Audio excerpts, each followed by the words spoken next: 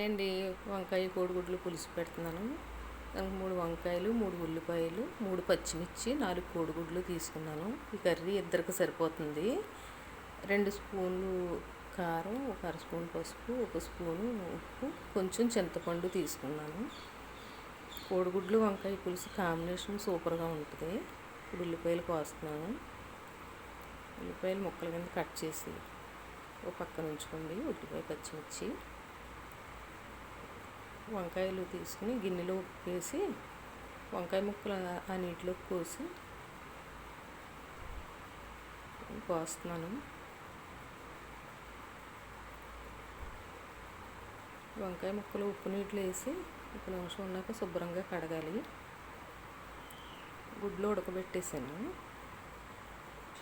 Gas వెలిగించి మట్టి దాకలో వండుతున్నానండి. మట్టి దాకలో కూర టేస్ట్ సూపర్గా ఉంటుంది. 4 స్పూన్లు ఆయిల్ వేసాను. తీసుకున్న పసుపు వేసి ఆయిల్ కాగాక ఎగ్గలు అందులో వేసి వేపుతున్నానండి. ఎగ్గలు వేపితేనే కూర టేస్ట్ బాగుంటుంది. మీకు ఎలా వీలుగా ఉంటే అలా చేసుకోండి. కానీ సింపుల్గా అవుతుంది, టేస్ట్ కూడా బాగుంటుంది.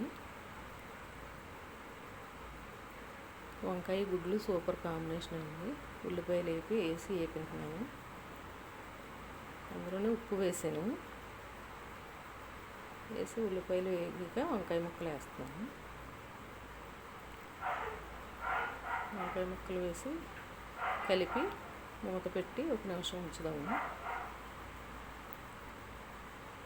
మూత తీసాను.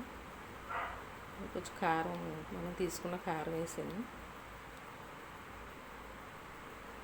వేసి కొంచెం వాటర్ వేసానండి. అంటే వీడియో తీయలేదు, స్కిప్ చేసాను. కలిపి మూత పెట్టాలి. 1 నిమిషం ఉడికాక అప్పుడు మనం తీసుకున్న చింతపండు పులుసు ఉంది కదండి, ఆ పులుసు పిసుకు ఆ చింతపండు పులుసు వేసాను.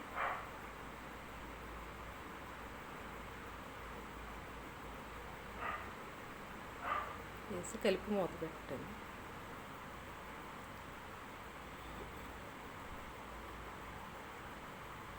ఒక 2 నిమిషాలు ఉడికాక ఇప్పుడు మూత తీసి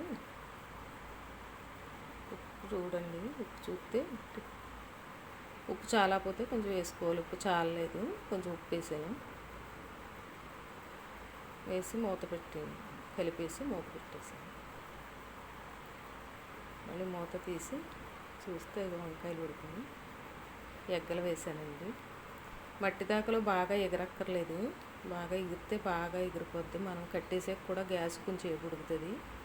కూర రెడీ అండి. Super combination. ఇలా చూసి చూడండి, చాలా బాగుంటుంది.